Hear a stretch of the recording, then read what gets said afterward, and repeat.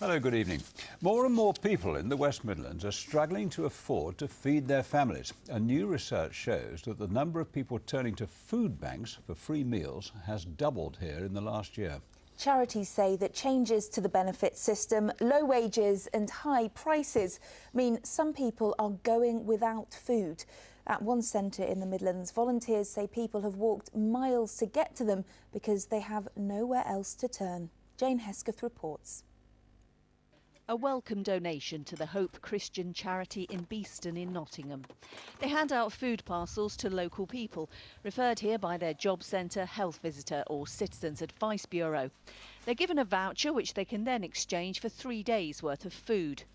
It's been particularly busy during the school holidays because children who are eligible haven't been able to have their free school meals.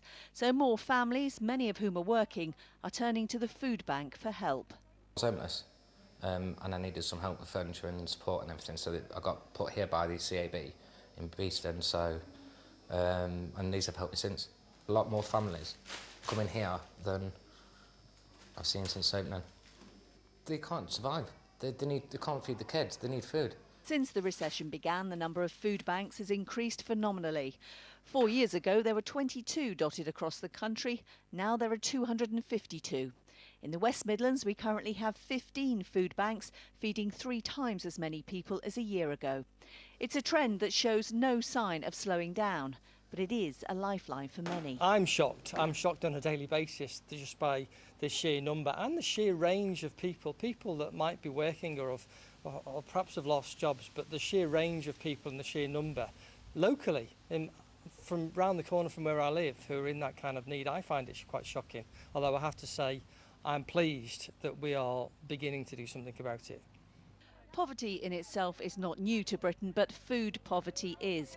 In America and Canada, it's a significant part of the welfare system. But for many people forced to use food banks here, there is a stigma attached to it. Some people do, and I mean, they do feel like shameful, but that's what they're. If you need help, that's what this is what they're here for, to help you. If you don't want any help, that's it.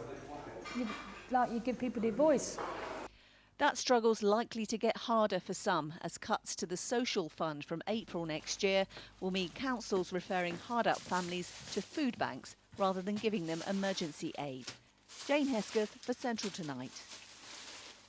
Well, the Trussell Trust is the organisation that runs these food banks, and joining us from the Trussell Trust is Danks. And how serious is the problem in the Midlands? It's increasingly serious, and one of the things that we're aware of as a charity is that of the hidden hunger amongst working people, for instance, in the area. So 6 out of 10 people who are deemed to be living in poverty are actually working people. So these are not people who would normally be looking for charity support or for extra support outside of what they can earn themselves. But because of static incomes, because of rising food prices, rising fuel prices, increasingly they're finding that it takes just one large bill, one unexpected change in their circumstances, and suddenly they're precipitated into what becomes quite a serious crisis. How has it got to this stage to be this bad with such an increase? I think it's been incremental, to be honest. I mean, I think we're all aware, aren't we, when we do our shopping, of how high the prices are in the stores, and we're all looking for bargains, and we're all conscious that pay rises are not as frequent as perhaps they have been historically. So incrementally, these things have been changing over a long period of time, and there's a huge demographic of people who are extremely low earners that we have allowed that situation to continue.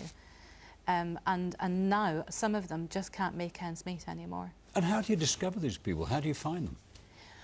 What we do is we partner with agencies and organisations in the local community, such as children's centres and schools and doctors, health visitors, people who work at the front line of community care already in the community.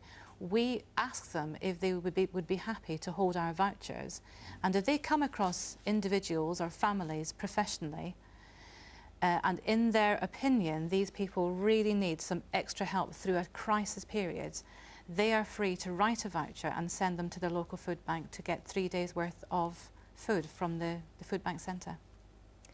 Thank you so much for coming in to talk to us. Thank you, Anne.